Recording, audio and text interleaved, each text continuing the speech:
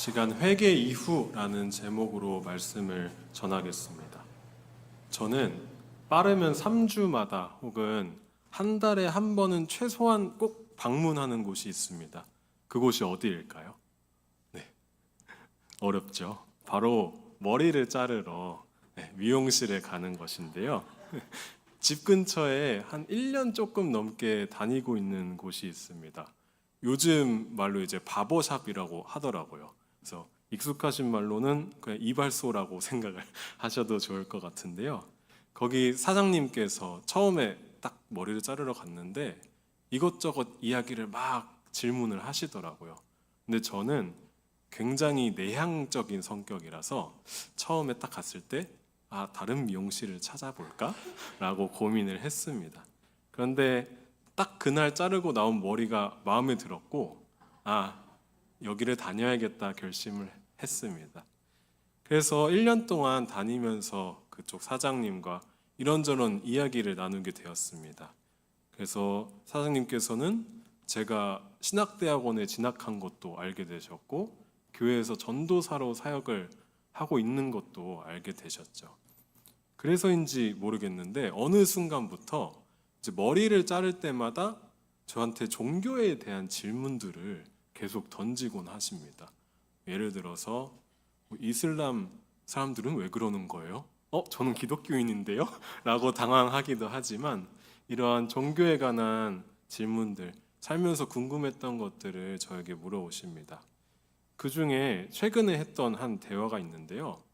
이러한 천주교와 또 개신교의 차이를 물어보셨습니다. 그것을 왜 물어보셨냐면 어떤 드라마나 영화였던 것 같아요.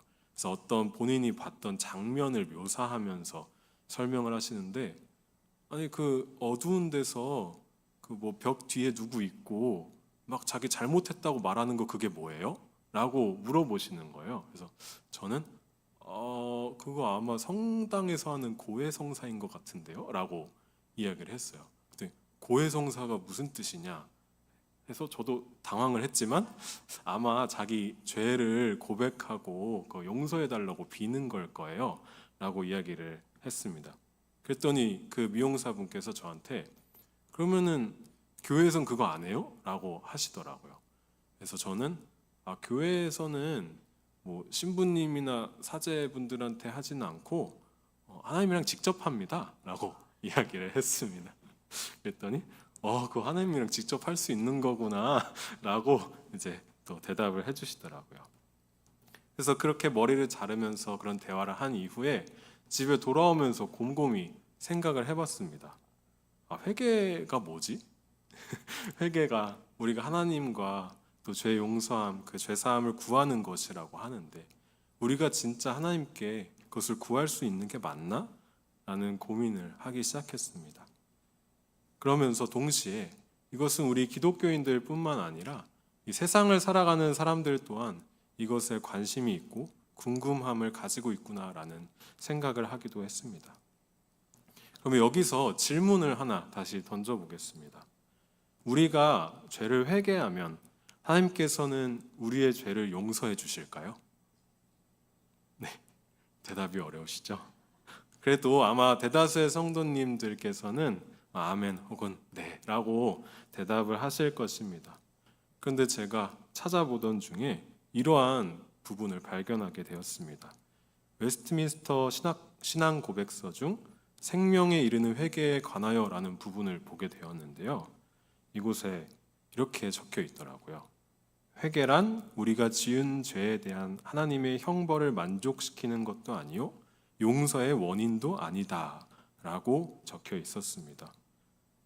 이게 무슨 말이냐 하면은 우리의 회개와 또 죄 용서, 그 속죄의 관계는 결코 원인과 결과의 관계가 아니라는 것입니다. 다시 말해 우리가 회개를 하기만 한다면 하나님께서 자동으로 우리의 죄를 사해 주시고 용서해 주시는 그런 시스템이 아니라는 것입니다. 오늘 우리가 함께 읽은 본문 12장의 배경은 11장의 유명한 사건인 다윗과 밧세바 사이의 간음 사건 이후의 내용입니다. 다윗은 이 사건을 덮기 위해서 계속해서 죄를 짓게 됩니다.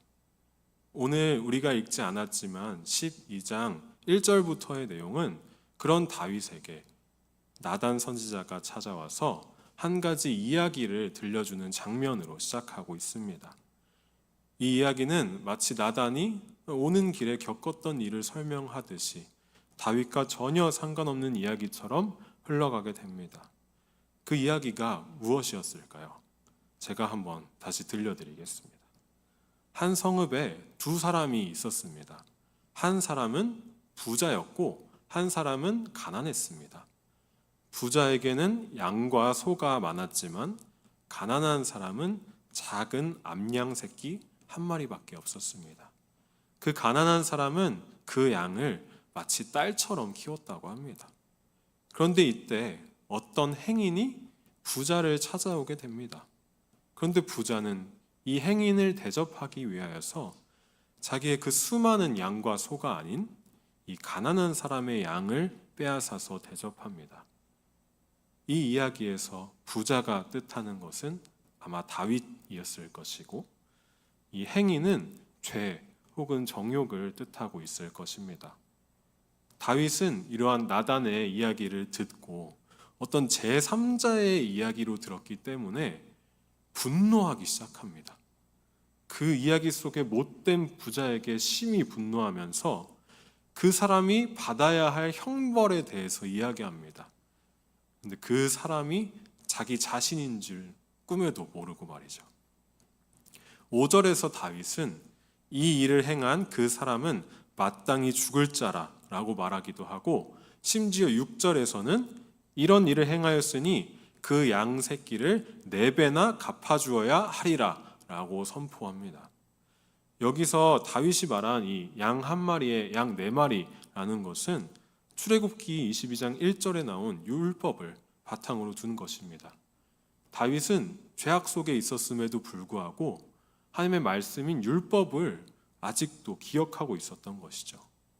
다윗은 그 이야기가 자신의 이야기인 줄은 꿈에도 모른 채 자신의 죄에 대해서 그 죄값을 매기고 있었던 것입니다.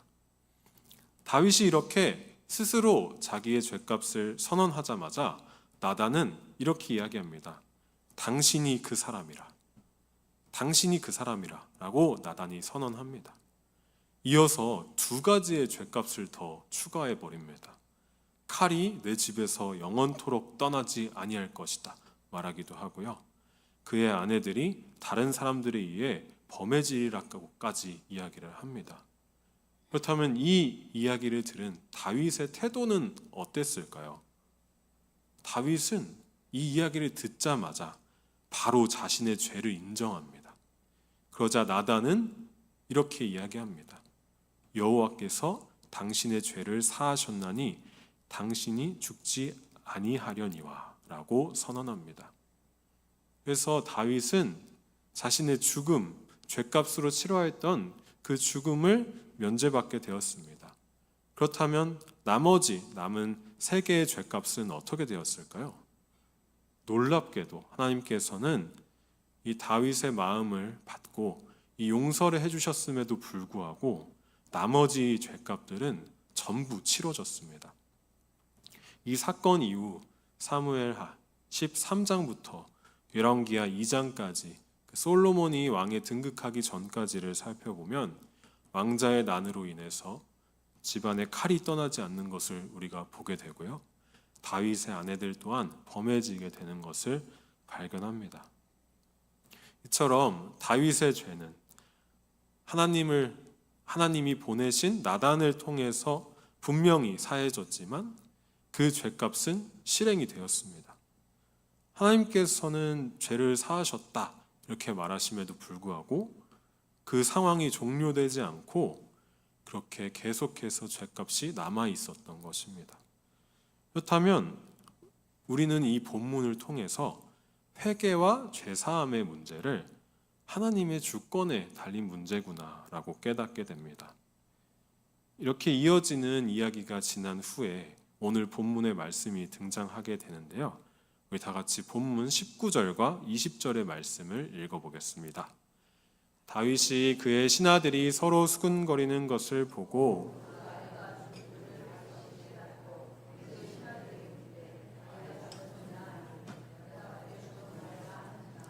다윗이 땅에서 일어나 몸을 씻고 기름을 바르고 의복을 갈아입고 여호와의 전에 들어가서 경배하고 왕궁으로 돌아와 명령하여 음식을 그 앞에 차리게 하고 먹은지라. 아멘. 오늘 말씀의 제목을 회개 이후라고 지었는데요. 이러한 죄악과 이 죄값이 치러지는 가운데 다윗의 회개를 통해서 이 회개 이후에 그렇다면 우리에게 무엇이 필요한지, 우리가 어떤 것을 구해야 되는지 함께 나눠보려고 합니다. 첫 번째로 다윗은 이 회개 이후에 하나님의 주권 아래에서 현실을 바라보게 됩니다.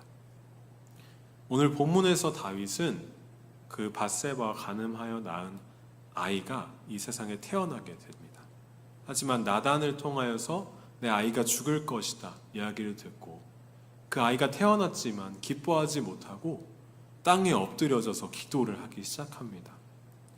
이렇게 금식하면서 밤새 땅에 엎드려서 기도를 합니다. 그러나 방금 읽었던 말씀과 같이 그 아이는 결국 죽게 되죠. 이 아이가 죽었다는 것을 다윗이 알게 되었습니다. 그런데 다윗의 행동이 이상합니다. 바로 일어나서 몸을 씻고 기름을 바르고 음식을 먹었습니다. 이것은 단순한 감정이나 어떤 태도의 변화가 아니라 회개한 사람의 영적인 상태를 보여줍니다. 자신의 죄를 인정하고 또 하나님 앞에 겸손해진 다윗은 이제 그 죄값을 받아들일 수 있는 평안을 얻게 된 것입니다. 이것은 회개가 우리를 현실의 고통에서 눈을 돌리게 하는 그런 도피처가 되는 것이 아니라 오히려 그것을 직시하고 직면하고 받아들일 수 있게 하는 그런 평안을 준다는 의미입니다. 20절에서 다윗이 몸을 씻고 기름을 바르고 의복을 갈아입고 여호와의 전에 들어가서 경배하는 것은 그저 그 시대의 단순한 의례가 아닙니다. 이것은 다윗이 하나님의 주권 아래에서 현실을 바라보고 있다는 것을 보여줍니다. 다윗은요, 그 아이가 죽었다는 사실을 받아들이지 못하는 것도 아닙니다. 그러나 다윗은 또한 그 아이를 살리려고 현실을 바꾸려고 노력하는 것도 아닙니다. 그는 몸을 씻고 기름을 바르고 의복을 갈아입고 하나님을 경배하기 시작합니다. 이 행위야말로 정말 하나님의 주권을 인정하고 하나님을 받아들이는 행동인 것입니다. 저는 모태신앙으로 교회 안에서 자랐습니다. 그래서 그 덕분에 초등학교 때부터 해외로 단기 선교를 나가게 될 수 있는 기회가 있었는데요. 그 경험을 통해서 이 복음을 전하는 것이 이런 것이구나라는 기쁨을 누리면서 교회 안에서 자라났습니다.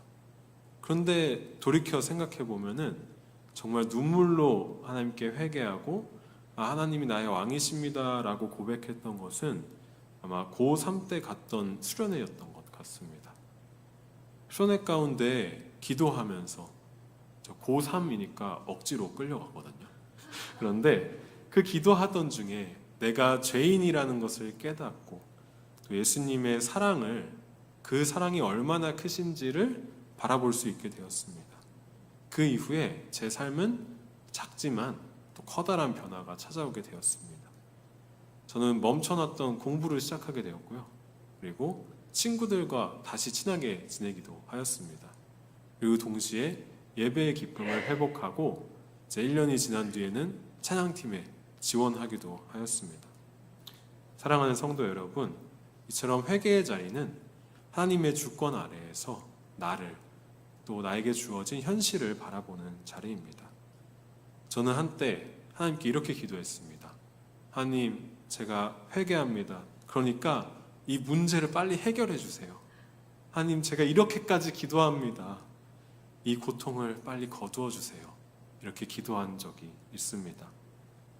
그러나 이제 와서 돌이켜보니 그것은 하나의 거래가 아니었을까라는 생각을 또 하였습니다. 하나님, 제가 이렇게까지 금식하고 제가 아침에 일어나기도 힘든데 이렇게 새벽에 나와서 기도하는데 이거는 들어주셔야 하는 거 아니에요? 라고 기도했던 저의 모습을 보며 내가 했던 것은 기도가 아니었구나라는 생각을 하게 되었습니다. 그리고 이어서 이러한 다윗의 모습을 본 신하들은 질문하기 시작하는데요. 우리 다 같이 22절의 말씀을 읽겠습니다.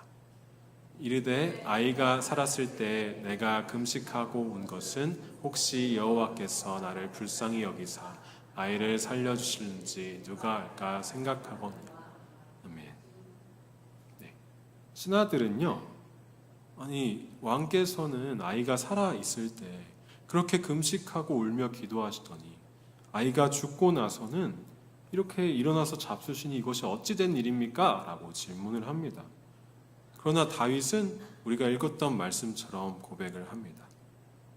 누가 알까? 누가 알겠느냐?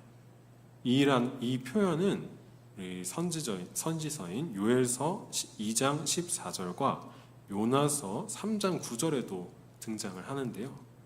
이 선지자들은 죄악된 그 모습들 앞에 하나님께 기도하면서 이렇게 얘기합니다. 주께서 혹시 마음과 뜻을 돌이키실는지 누가 알겠느냐? 하나님이 뜻을 돌이키시고 그 진노를 그치사 우리가 멸망하지 않을 줄을 누가 알겠느냐라고 이야기합니다. 이것은 회개와 또 중보의 자리에서 사용되는 겸손의 표현입니다.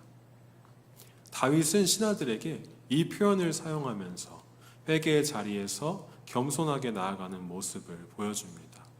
이 모습을 보면서 우리는 회개 이후 다윗이 기도의 의미를 바꾸게 된다는 사실을 발견합니다. 이러한 다윗의 기도는 하나님의 주권을 인정하는 기도입니다. 다윗의 기도는 제가 했던 기도처럼 우리의 소원을 비는 그러한 기도가 아니라 하나님의 주권을 인정하면서 하나님의 뜻 앞에서 우리의 마음을 정돈하는 훈련이었습니다.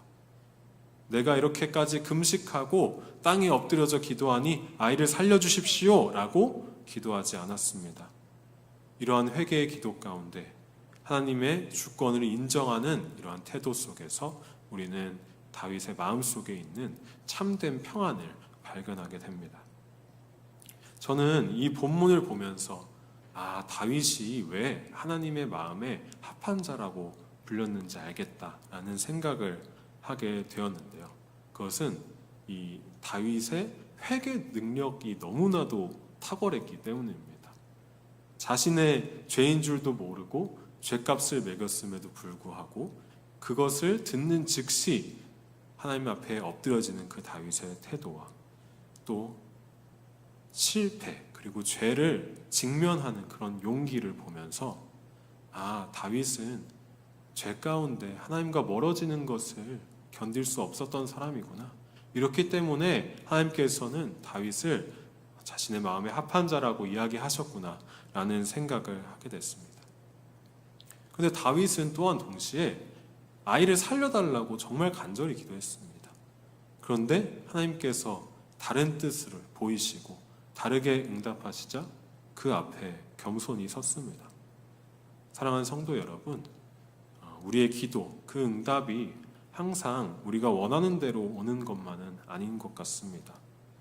물론 때로는 하나님께서 우리가 기도하는 것을, 우리가 구하는 것을 주시지만 때로는 주지 않으시기도 합니다. 또한 어떤 기도는 제가 제일 힘들어하는 응답인데요. 기다리라고 말씀을 하기도 하시죠. 그런데 하나님께서 우리의 회개와 또 우리의 기도를 통해서 이루고자 하는 가장 중요한 일은 우리의 마음 가운데 하나님을 회복하는 것인 줄로 믿습니다. 우리의 마음의 자리에 다른 것이 들어와 있는 그 죄악된 그것을 파괴하고 또한 우리가 하나님의 주권 앞에 엎드리며 우리의 기도를 통해서 정말 하나님의 일을 이루고자 하시는 것을 우리가 믿기를 소망합니다. 그래서 회개한 사람은 이러한 기도의 응답들 또 내가 마주한 현실에 흔들리지 않을 수 있습니다. 내가 원하는 것이 이루어지지 않는다고 해서 기도를 멈추지 않습니다. 기도의 결과가 나의 뜻과 다르다고 해서 하나님을 예배하는 것을 멈추지 않습니다. 왜냐하면 이러한 모든 것들을 하나님께 맡길 수 있기 때문입니다. 오히려 더 깊이 하나님을 붙드는 것입니다. 다윗은 이러한 태도를 계속해서 우리에게 보여주는데요. 우리 다 같이 본문 23절의 말씀을 읽겠습니다. 지금은 죽었으니 내가 어찌 금식하랴.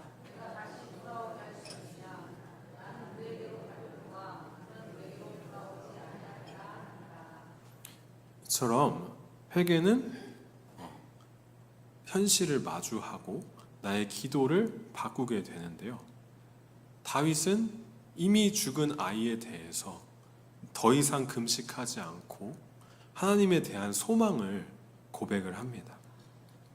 현재의 슬픔을 인정하면서도 미래의 기쁨을 확신하는 이 다윗의 고백은 우리가 붙들어야 할 소망의 표현입니다.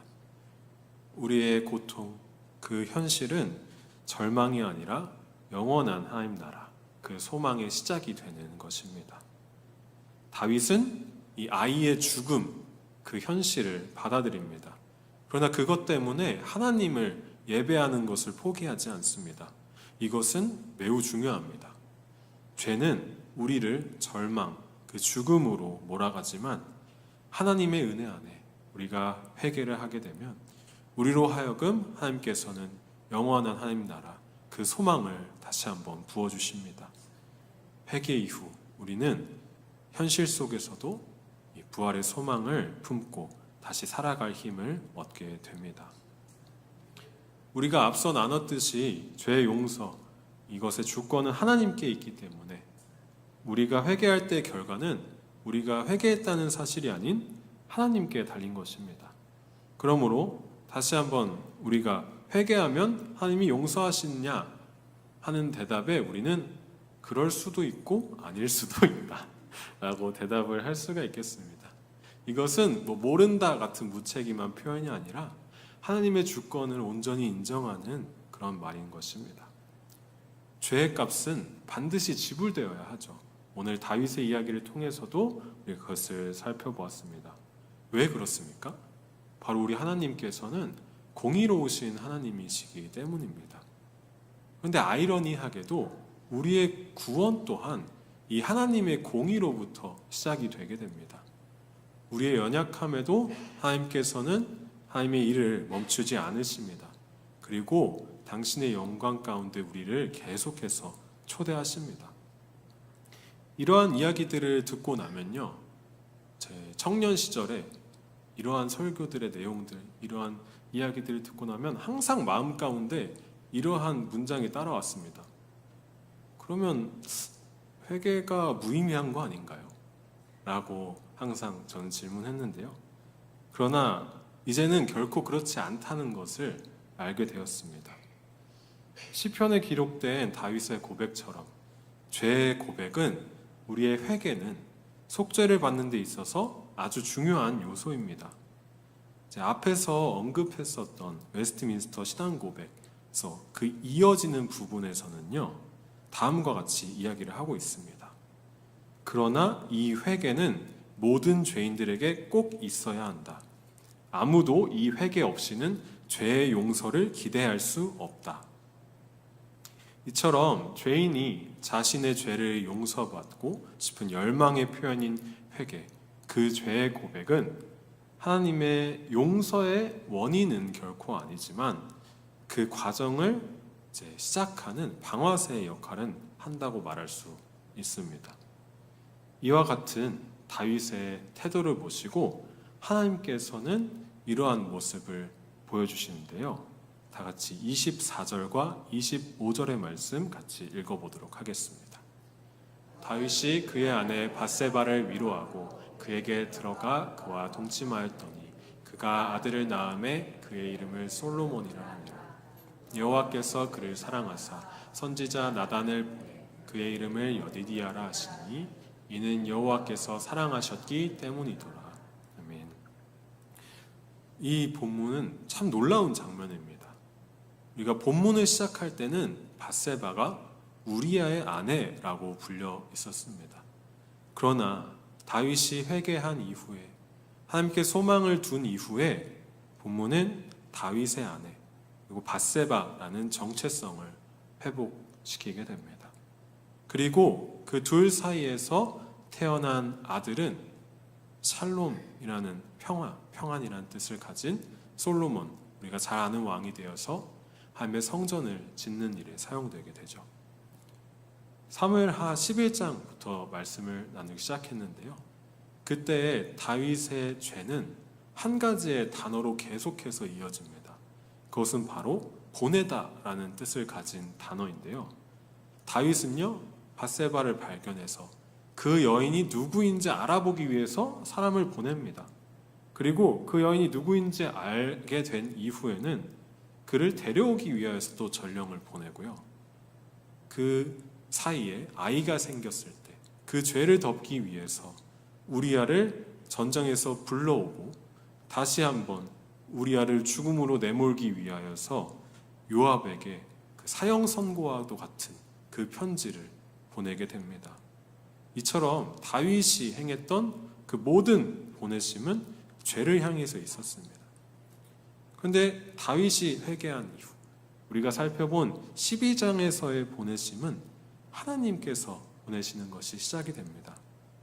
하나님께서는 선지자 나단을 보내어서 다윗의 죄를 들춰내십니다. 들춰내실 뿐만 아니라 그것을 회개하게 하셨고 그 죄를 사해 주셨습니다. 그리고 그 죄값이 치러진 이후에 다시 한번 나단을 보내어 다윗과 밧세바의 아이, 솔로몬이라 불리우는 아이에게 여디디아라는 이름을 지어주십니다.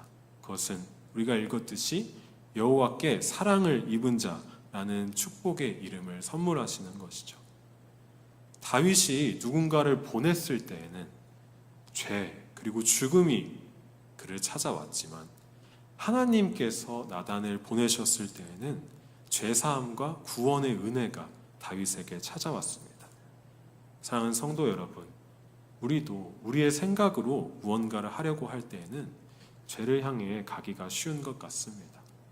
그러나 우리가 하나님 앞에 엎드릴 때 하나님께서는 나단을 통하셔서 일하셨던 것처럼 우리에게도 말씀을 통하여서 우리 삶에 은혜를 보내주십니다.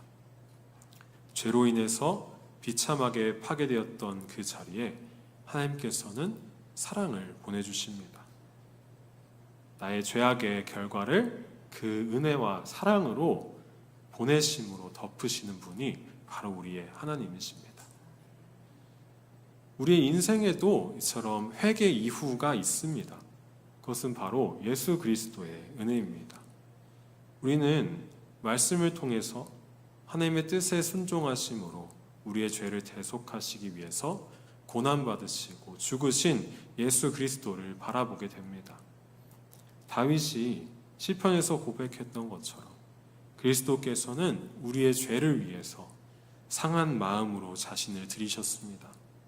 다윗은 회개 이후에 하나님을 기쁘게 하고 하나님의 말씀에 순종하며 하나님 나라를 확장하는 일에 온전히 헌신했습니다. 그리고 하나님께서는 그 다윗의 계보를 통하여서 모든 인류를 죄의 저주에서 구원할 예수 그리스도를 보내주셨습니다. 겟세마네에서 예수님께서는 나의 원대로 마시옵고 아버지의 원대로 하옵소서라고 기도하십니다. 예수님 또한 자신이 원하셔서 자신이 바라셔서 그 십자가에 가신 것이 아닙니다. 오직 우리의 죄를 위하여서 우리의 죄를 사해 주시기 위하여서 그 가운데 달리시고 죽으시고 다시 부활하시는 것입니다. 비록 다윗의 기도는 그 아이의 생명을 구하지 못했지만 예수 그리스도의 십자가 사역 그리고 지금도 우리 위하여서 하시는 그 중보는 우리를 사망에서 생명으로 옮기는 구원을 이루어냈습니다.